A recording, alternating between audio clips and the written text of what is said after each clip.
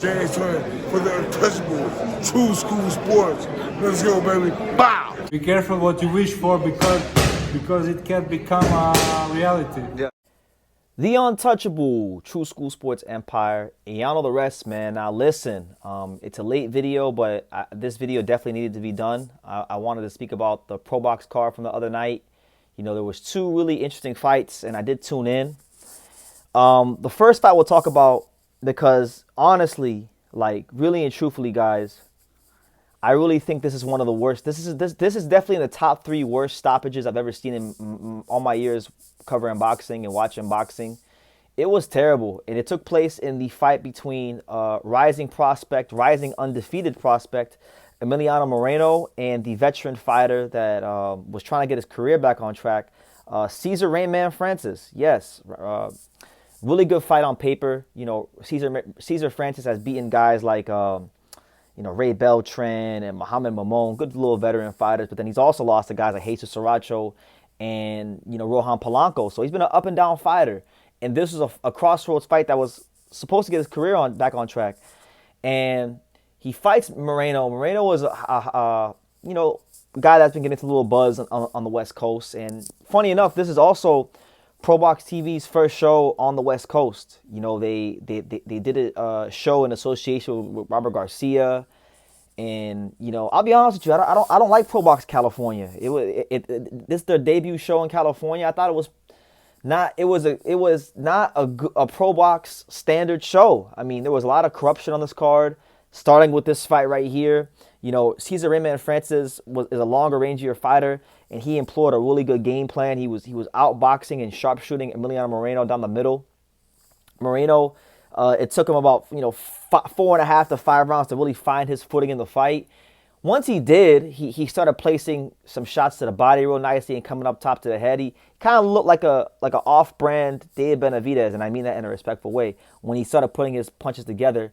And then I thought Cesar Francis was winning, and 2 of the judges had Cesar Francis up on the scorecards, right? They had him up on the scorecards, and he actually should have been up on all 3 scorecards. The fact that he was up on all 3 scorecards is also injustice on its own as well. But, in the 7th round, he gets hit with a combination, and, he was buzzed, but he wasn't like, his legs didn't really buckle like that much. He didn't go to the canvas. He had his senses about him. He had his wits about him. And the referee just jumps in and waves it off. So Cesar Rayman Francis gets screwed out of a fight that could have potentially, changed the trajectory of his career and getting back on track and upsetting a top prospect like Emiliano Moreno. And Moreno even gets robbed because he gets robbed of the opportunity to put an exclamation point against a good, savvy veteran fighter like Cesar Rayman Francis. So you're actually kind of screwing both fighters. So I thought it was terrible. I thought this show had good matchups. I thought the matchmaking was good as per usual from Pro Box, but I thought that it wasn't a Pro Box standard fight card, only because of the fact that the California Commission and the referees were incompetent. So for me personally, I don't want to see no more Pro Box shows in California. California has enough boxing, honestly. California don't need no more boxing. Pro Box is there in Florida, South Florida. There's plenty of great venues in South Florida, small venues in South Florida right there. Miami, Fort Lauderdale, they could do shows there. Keep it in Florida because Pro Box was made in Florida, and it's at its best when the shows are in Florida. And, I don't live in Florida anymore, so I don't have any reason to be biased. I'm just telling you the truth as a Pro Box viewer from the very beginning, from the first show to now. So there's that. Really unfortunate stuff for Cesar Rayman Francis. Hopefully they can get a rematch in Florida on a neutral site, at the Pro Box TV studios, because this is bullshit. But I know that probably won't happen, and Emiliano Moreno will probably go on to do other things, and Francis is gonna have to come in as a B-side again, and sucks. I hate when stuff happens like this to people like Cesar Francis, because it just wasn't fair. He was boxing a very good fight. He was getting caught because he does leave his head on the center line, and he does get a little tall. But he didn't even get the chance to see. We didn't get the chance to see if he could hold off Moreno and show the know-how to grind out those last 3 rounds. Because then if he would have did that, he would have won the fight, and his career is different now. But it's boxing; it's a tough sport.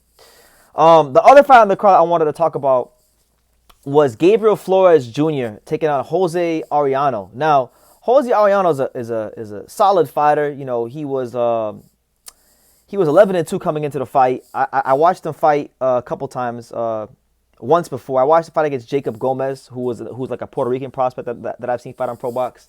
Tough fighter, you know. He's trained by Javier Centeno, so shout out to Javier Centeno, South Florida stand up. Javier's a good coach. He's also the coach of Xander Zayas, and yeah, like Gabe Flores, he's one of these fighters that, you know, he was once highly touted by Top Rank, and then, you know, we know that Venata Lopez and Giovanni Cabrera both put him in a blender, you know, in those fights, and ever since then, he's been kind of building up to this point, fighting on these shows in Stockton under his own promotional card. And, you know, this is a really interesting fight because Arellano has a come forward style. Gabe Flores cannot fight off the back foot to save his life if it depended on it. That's just the truth. But if you allow Gabe Flores to operate at mid-range and set the pace of the fight, he's very, very good. Very, very good. Very, very hard fighter to beat. And we saw it in the first round. He dropped Arellano with the left hook. Then he freaking snapped his head back in the latter part of the round with the right hand down the middle. And then after that, it's like we just see a lack of consistency from Gabriel Flores. Like, he allows Arellano to close the gap, push him back for the duration of pretty much the entire fight. And then there was an accidental head clash in the fourth round, which caused some, you know, bleeding from Flores, some swelling. And then, you know, I thought Arellano pretty much won. Like, he got dropped again in the 10th round.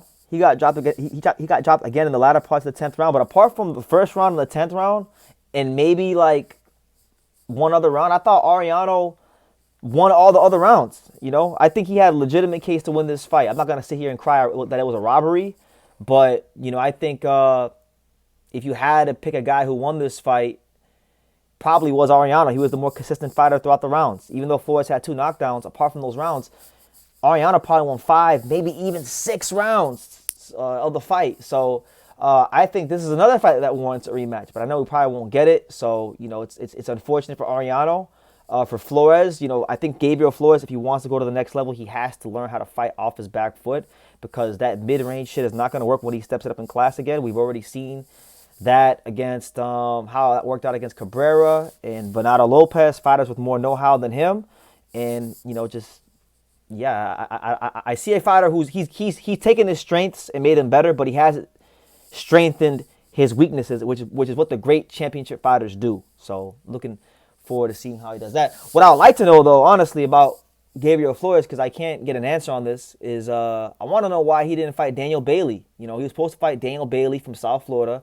They had a signed contract. You know, I've seen the contract myself.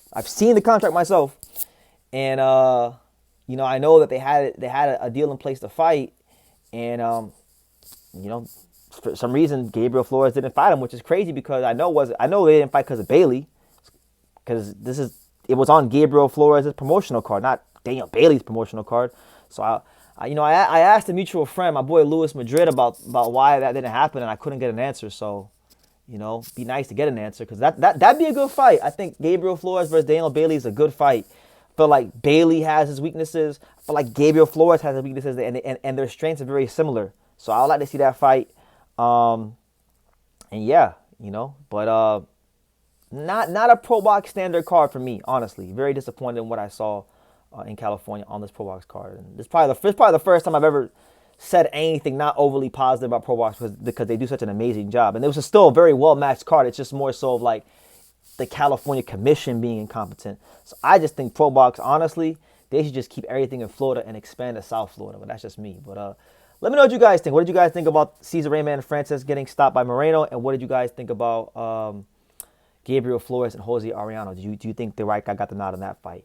Leave your comments down below. Make sure you guys take the time to subscribe. And like I say in every single one of these videos, you could love me or you could hate me, but I'm just a kid from Daniel. So until next time, take care, guys.